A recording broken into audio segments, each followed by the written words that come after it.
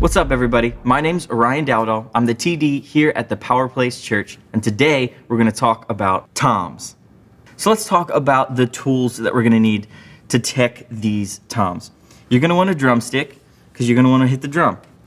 You're going to want a TuneBot Studio. I recommend this whenever you're teching your drums. You're even just as a drummer, I think this is an invaluable tool because it gives you a number for what you're hearing and it helps you train your ears, and then you'll end up not really needing it a ton once you use it after a while. But it's always good to have and makes the process much easier. You're going to want a drum key. Any drum key laying around will do. This is one from Ludwig that we had laying around, so I'm using this one today. And you're going to want some microphones for your toms. I like the Audix D4. I think they're just a great, cheap, all-around, great sounding, very durable tom microphone that always works for me. I recommend some moon gel. They can help in the tuning process, and sometimes the drums, if you want to dampen them a little bit, one of these moon gels can really help with that. And lastly, probably most importantly, you're going to need some drum heads. So I've got the Emperor coated heads from Remo, and maybe someone from Remo, if they see this video, or someone in the comments, could let me know why do Remo heads, when I buy them, sometimes come in this box or sometimes come in this box? I'd love to know. I'm curious. You might be wondering, how do I know when to change my drum heads? Especially if you're not a drummer. I'm not a drummer. I produce drums and I mix drums and I tech drums. Really can't play the drums.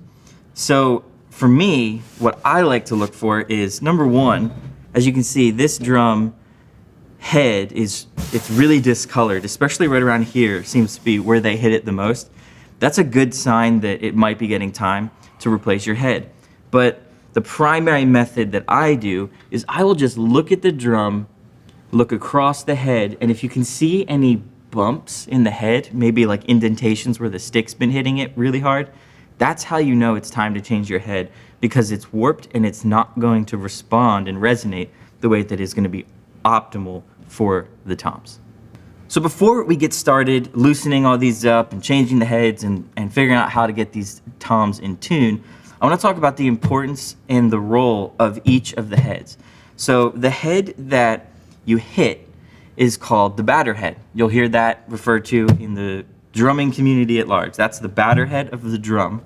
And then the head on the bottom is called the resonant head, or the reso head for short. That's usually what you'll see it called. And depending on how you have these set up, it's going to make a pretty big difference in how your drum sounds. If you have your reso head higher than your batter head, your drum is going to bend upwards. If you have your reso head lower than your batter head, your drum is going to bend downwards in pitch. If you have them at the same pitch, your drum is going to resonate for infinity and sound glorious. At least for me, I like to have my drums pretty close to the same pitch, or have the bottom head or the reso head a little bit higher. I don't tend to prefer, for me, that really boomy, scooped, pitch bending down tom sound. But if you do, just tune your reso head lower. That's how you get it. So let's loosen this reso head. I'm gonna go all the way around the drum. You can see it's barely on there. I'm gonna make sure that it's nice and loose.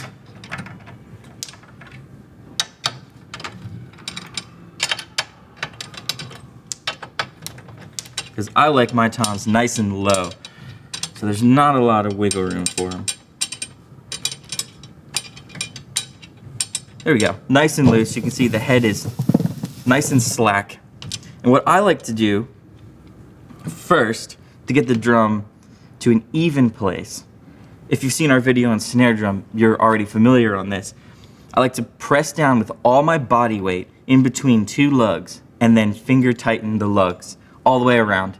And that just gets it to a nice even starting point before I even use the drum key.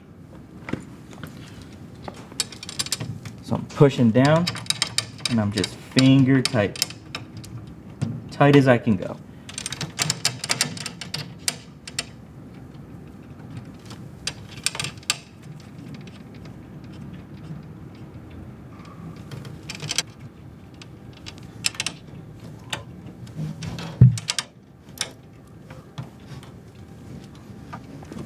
So that's going to be generally pretty close to where you want to be on your drum already if you want a low tom sound. But before I use the drum key and bring it up, I'm going to go around one more time and just verify that all the lugs are where I want them. I'm like out of breath. You might need to work out if tightening your tom lugs wrecks you. Awesome, they're nice and tight. Now, one thing I want to point out is that I have the logo of my head in line with the logo right there of the drum. That's just going to help the drums look really nice and professional if they're on camera or anybody's looking at your setup. Having everything nice and in a line is just the way to go. So let's tune this reso head.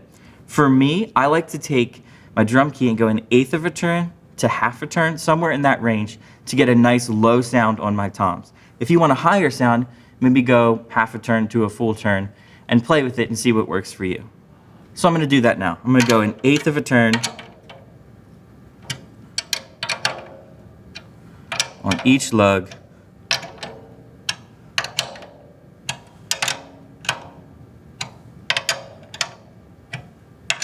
Trying not to forget which lug I start on, which is really hard sometimes. You can put your thumb on it, or you can try to remember which side of the logo you were on. So let's check the pitch now that we have brought the drum up.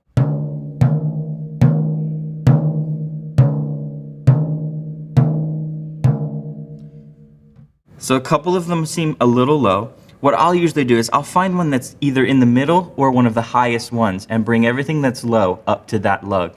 And that usually works for me.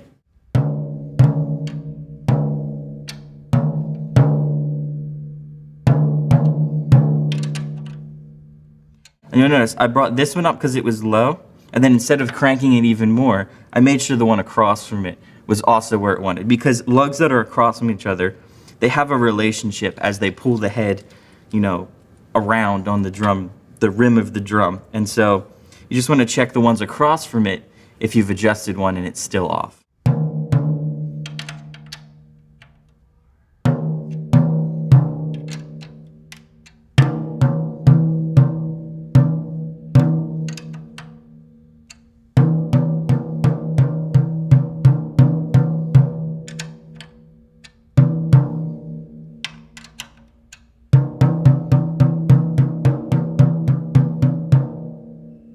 So that, to my ears in the room right now, feels pretty much like uniform pitch.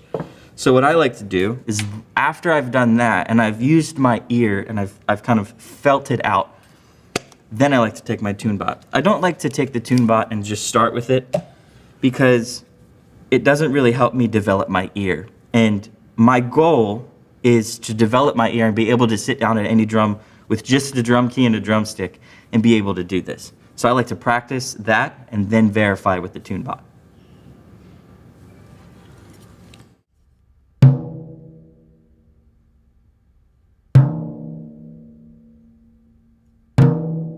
So we're at 160 on these lugs. I'm gonna hit the filter button. That's gonna lock that range into the tune bot as the zone I'm trying to tune on. And then I'm gonna go around, I'm just gonna make sure everything's where I want.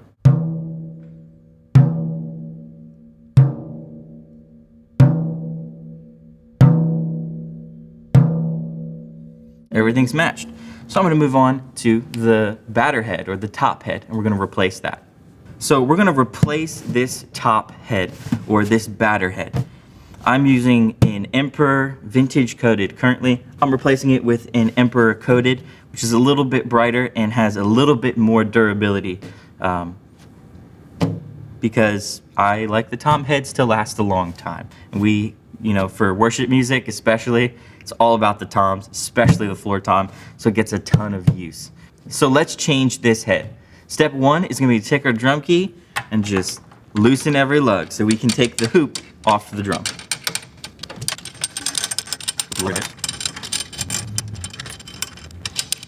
So now that we have it loose, we can remove the hoop and set it aside. I always recommend leaning it down sideways. If you've watched our snare video, you'll see that.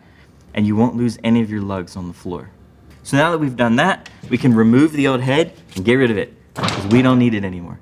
The next step is to just go over the hoop, make sure that everything's still good, there's no chunks missing out of it, it's not bent, nothing bad happened. Because if you're mixing drums and your drums aren't set up properly or there's something wrong with your drums, it's gonna sound like there's something wrong with your drums. The first step to mixing great drums is making sure that your drums sound great on their own. And so we wanna verify that everything's working, everything's where it should be. There's no glue residue. If there is, just use your fingernail and scrape it off, and then we'll be able to change this head. So we've got our new drum head. We are using a Remo Emperor coated. Now, especially with Remo heads, there's lots of glue around the edge. So when you're pulling out a new drum head, you want to take your thumb and just push down on the sides and make sure you break that glue.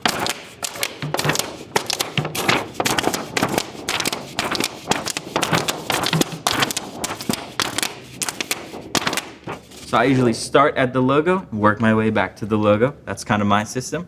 And again, when we're laying the drum head on the drum, we want to make sure that our logos of our drum and our head are aligned because it helps it to look professional, which is always a plus. So once I got that head on there nice and straight, we can put the hoop back on. But before we put the hoop back on, there's one step that it's easy to forget, but it can really help. Take the head and just go like this on the head because it seats it. You can hear it cracking and getting seated in that groove, which is what we want. And then I just make sure that logo is aligned. Now we're ready to put the hoop back on. So to put the hoop back on, I find holding it, lowering it, and just threading one lug at a time, a little bit, is the easiest way to make sure that the floor doesn't end up with all my lugs instead of the drum. Trying to find where the lugs fell down is super annoying. So this is a method that has worked for me every single time. We just thread it a tiny little bit. We're not trying to tune the drum yet, just to make sure it's in there. Cool. So now that it's in there, we can take it and make sure that it's laying straight.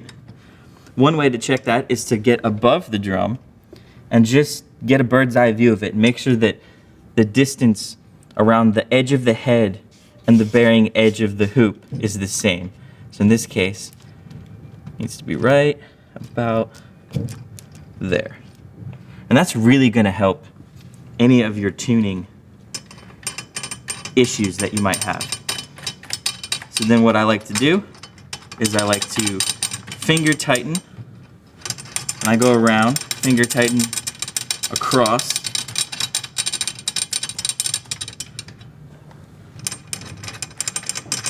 just to make sure that it's going on evenly.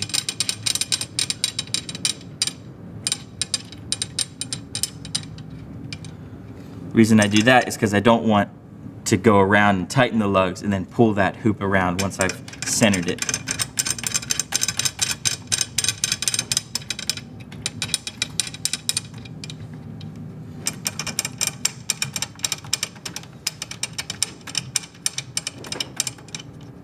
Cool. So now that that is pretty evenly finger tight, we're going to take our drum key and we're going to crank this drum one lug at a time. I'm going to do 2 turns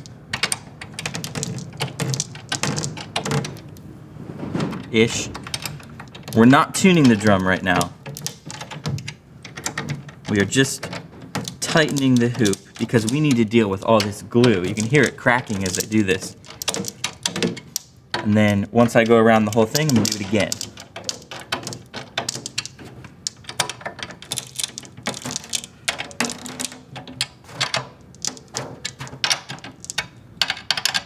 We're just really cranking down on this head. And I'm going until it kind of fights back with me and I know that's tight enough. Now that we've got the drum head really, really tight, we're actually gonna stand on it. If you don't wanna stand on your tom, you can actually press down with all your body weight, like that. You'll hear the glue cracking. I like to stand on it because it breaks all the glue everywhere a lot faster. So what I like to do is I like to get up right on the drum and just kind of go around in a circle. You can hear all of that glue breaking. And then I like to give it a nice little bounce.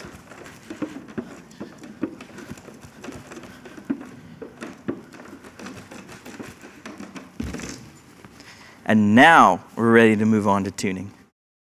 So now that we've stood on the drum, we've broken all that glue, and we're ready to move on to tuning. We gotta bring that drum back down to slack because we cranked it earlier, and that's not gonna sound good. So I'm just gonna go around. I'm gonna make sure these are all loose.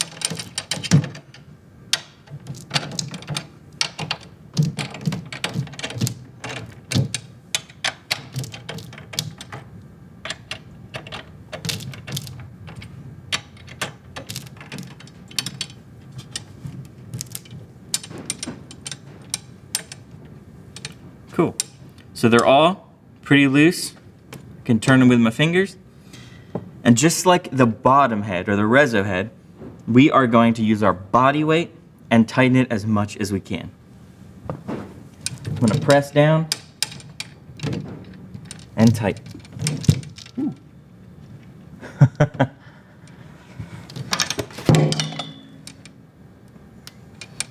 Maybe we just do that whole segment over again.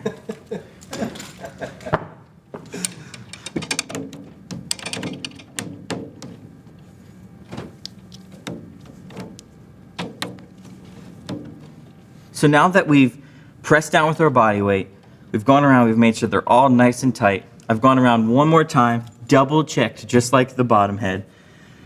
And this is pretty much where we're gonna wanna be pitch-wise. So let's see where this drum's at.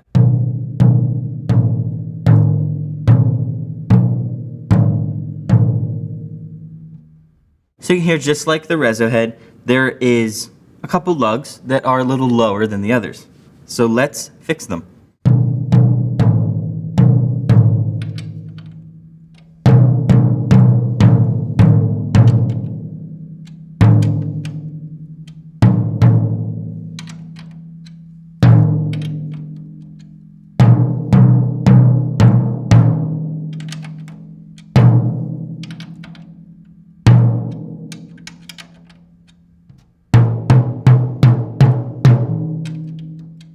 You'll see, sometimes putting your finger in the middle will get rid of any overtones that might be happening and let you hear what each lug is doing a little bit easier. This one's definitely lower.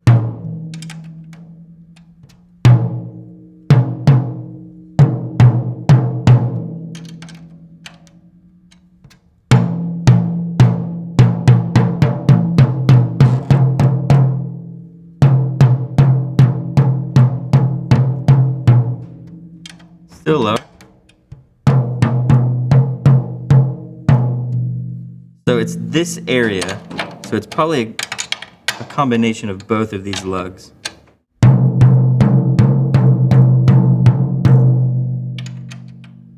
And again, you'll want to always be checking across from each lug.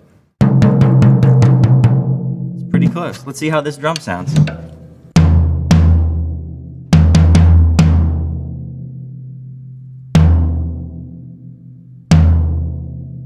Sounds pretty nice to me. What I like to do is I also like to just go around once I can lean it over like this or maybe put it on the stand and just make sure that there isn't any lug that's too loose. And you'll know that a lug is too loose if you can kind of hear a rattly sound when you go around and you hit that lug. If you hear a weird resonance in your drum or you hear something that you don't like, oftentimes going around to each lug and hitting it, verifying that they're uniform pitch, but also listening, does that thing that I don't like happen when I hit this lug every time? That's a good indicator that that lug is probably too loose or too tight. Usually, if it's a rattle, then the lug is too loose. But if it's a weird flutter in the pitch, it's usually that lug that's giving you a problem is too tight. So let's go around and just make sure there's no rattles and no weird things happening. Right there, there's a little bit of a rattle and it sounds a little low. Same there.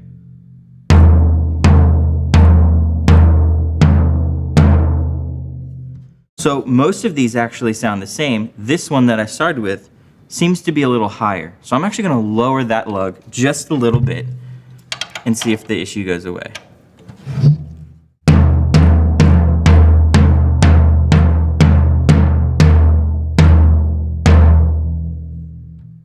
There we go. Sounds pretty nice.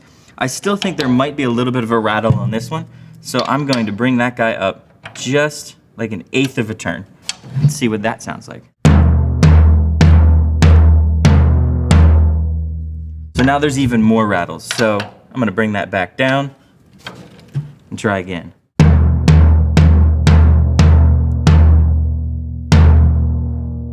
That's the rattle. I hate that sound. It's this lug. Yep, and it even felt loose when I did it. No more rattle.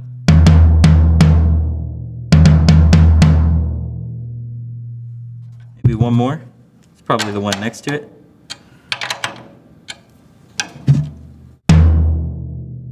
There we go. That sounds nice. That's where I like my floor tom to sit. So if we take our tune bot, we can see where that might be.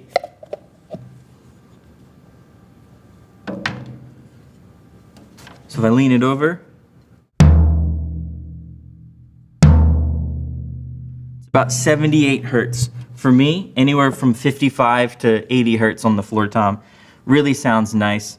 You don't really want your floor tom to be super, super low in its note because then there won't be any definition to the note of that tom on smaller speakers. A lot of times, if you take like an 18-inch or a 16-inch floor tom and you tune it to like 45 hertz, or 50 hertz, it can just get lost and almost sound like you're hitting a basketball because that note is too low for most systems, even subwoofer systems, to really reproduce in a room well. Something I like to try as well to see if it helps the tone of the drum is use one of these moon gels. You can put the moon gel right where you would mic the drum and it'll help any resonances and overtones be minimized and the note of the drum that's resonating be enhanced. We don't have a mic right now, so I'm just gonna put this right here.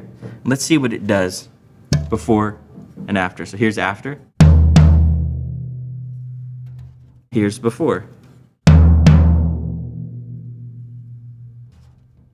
Here's with it again. Really cool little accessory that you can find at any store or Amazon. So lastly, when it comes to the floor tom, I want to go over where to mic it and how the mic's position might impact the tone that you're getting out of your drum. So in this example, I'm going to pretend that this floor tom is sitting kind of right here. And what I like to do is take the logo and point it at a 45 with where it would normally be. So for us, that would look something like this, where it's kind of straight across from me. You can imagine it's at a drum set, it's next to me. Say there's a ride cymbal or a crash ride and another crash right here. Knowing the polar pattern of this microphone is gonna help you minimize cymbal bleed on your toms. You can gate your toms and usually that will work for cymbal bleed, but sometimes if the drummer's really hitting the cymbals and lightly hitting the tom, the cymbals might come through the gate. And you can actually minimize that with this microphone. So this microphone is a cardioid microphone. Actually, I believe this microphone is actually a supercardioid or hypercardioid, sometimes is how it's said, which means it rejects at two very narrow points at a 45-degree angle from the front. A cardioid microphone rejects 180 degrees from the back. So knowing the polar pattern of your microphone is going to help you. So if there's a cymbal here and there's a cymbal here, I can put the mic right by this logo and it will help reject each one of those cymbals the best. If it was a cardioid mic and maybe I only had a crash ride, I might want to put it here so that it's kind of in line with that mic and point it away from it, and that's going to minimize that bleed. So for us, we only have a crash ride. So I will usually put it right by this lug. These little Audix clamps are nice. They just clamp right on there. And I will point it at the center of the drum for starters, which looks something like that. And I'll turn this so you can get a better look at that.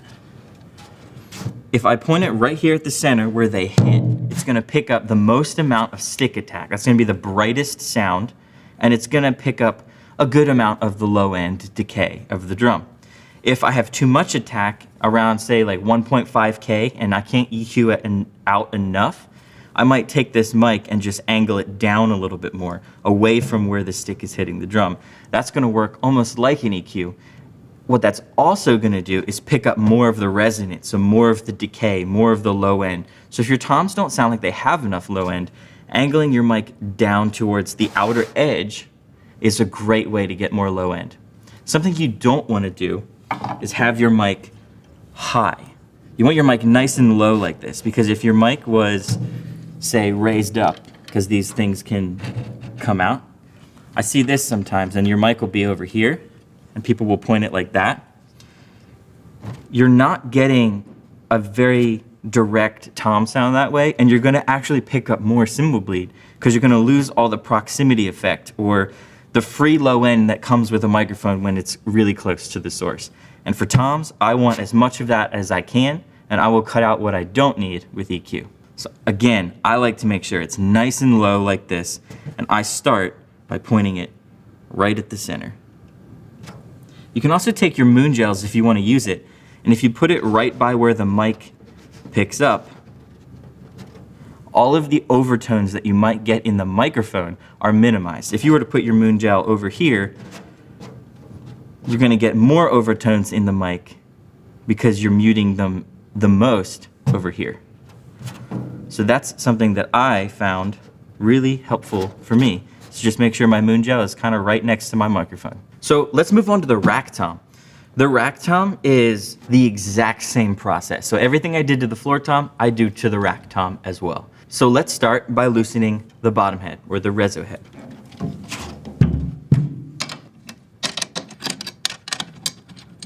Now that I have that nice and loose, I'm gonna press down with all my body weight, and I'm gonna tighten those lugs as hard as I can.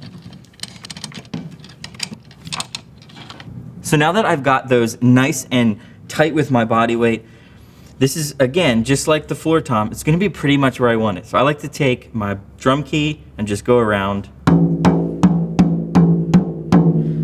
This lug's a little loose. That one's a little high. Which made this one loose again.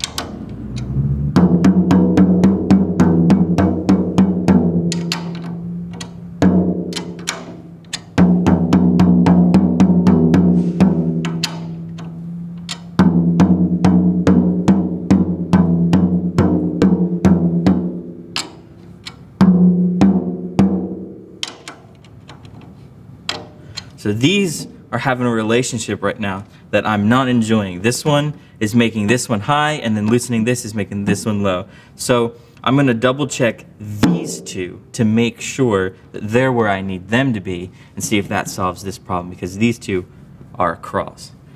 And lugs that are across affect lugs that are across.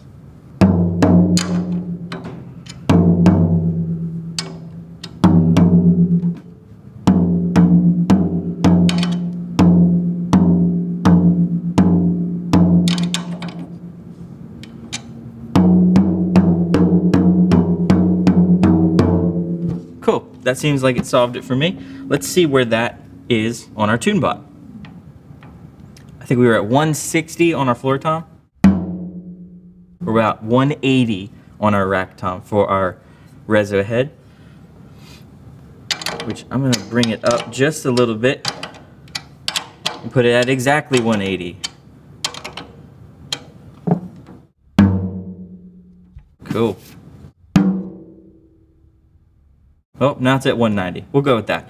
So It could be because how I angle the drum's affecting the overtone. So it's measuring the overtone right now because it's so dead on the batter head because it's upside down.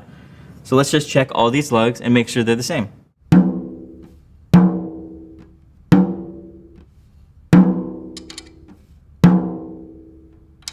So it needs to come up a little.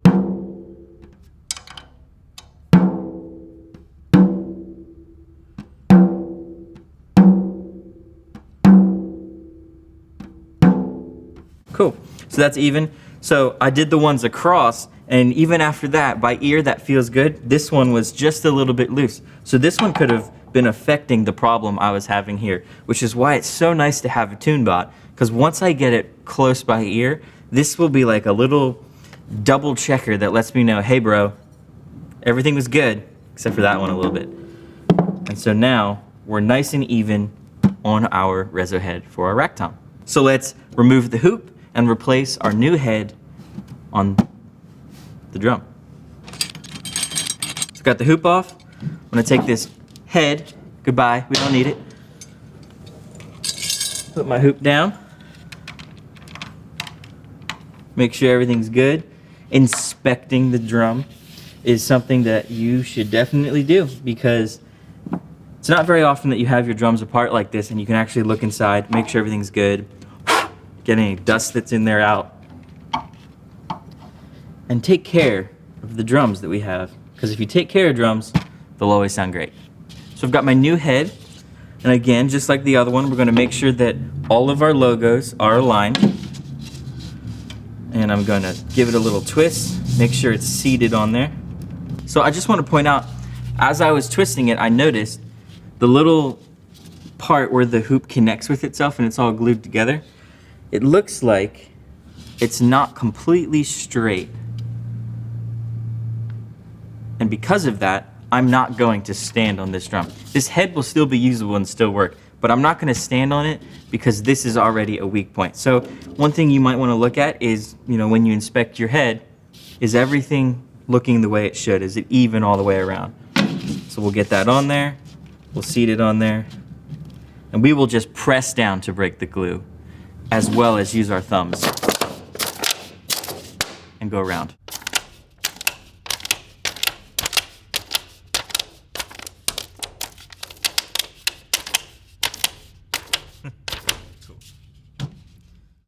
So we'll put this hoop back on. Now that we've got our hoop on, I'm going to get a bird's eye view. Make sure it's nice and even all the way around. It's not pulling on one side more than another. And I'm going to finger tighten all these lugs. Now we still need to deal with all this glue, so I'm going to go a full maybe 2.5, 3 turns on each lug. You can hear all that glue starting to break. Just trying to go nice and tight. We're not bringing it up, we're just securing it. I'm gonna take all my body weight and I'm gonna go around.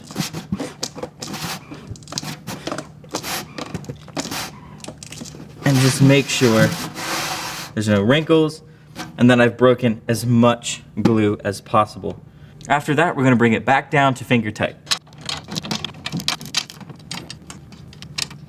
Now that it's finger tight, I'm gonna press down with my body weight and get it as tight as I can. That is nice and tight. Let's see where we're at. So that's pretty close to where I want to be. I'm just going to go around just like we did with the reso head, and I'm going to make sure that everything is uniform pitch.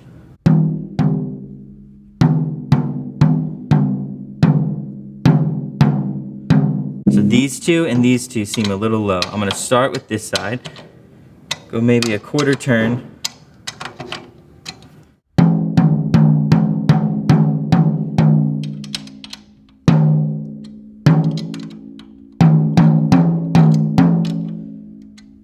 Bring this one down a little bit.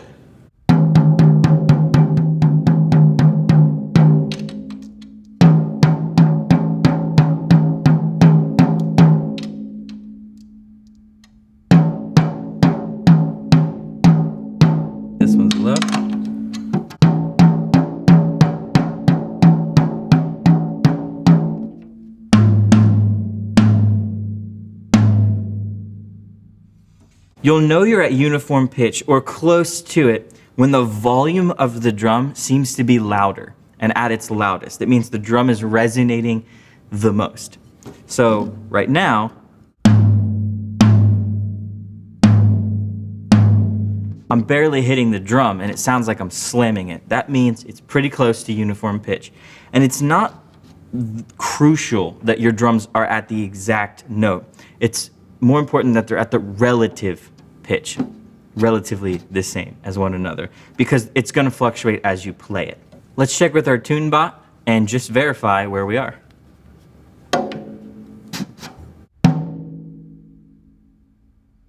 We're about 163 on the top. So let's just go around and make sure nothing's way out of whack.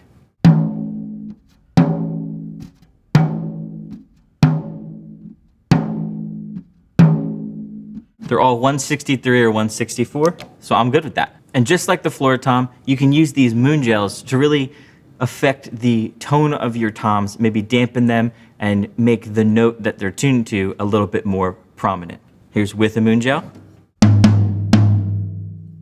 Here's without a moon gel.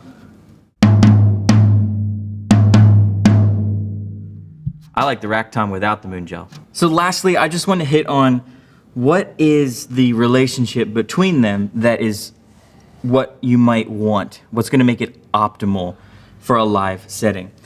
The trick that I use is, does it sound close enough to Georgia the Jungle if I play it?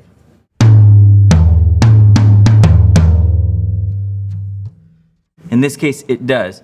That's about 20 cents apart frequency-wise, and that is just a really great starting point for a live mix. You'll really be able to hear each of the drums. If we're looking at each of these drums, I can give you the number on the tune bot, so maybe you want to try out this for yourself. The rack tom is 103 hertz, so 100 hertz. And the floor tom, 80 hertz. So those are the numbers that we landed on today that feel nice. So that's how to take care of your toms, how to change the heads and make sure they're sounding their best for your church or venue. Well, hey, that's it for this video. If you like this kind of content, make sure to like, comment, hit the bell, subscribe, do all the things that you know how to do on YouTube. And let us know, what kind of content do you want us to make? Because we want to serve you and give you guys the tips and tricks that you want to know.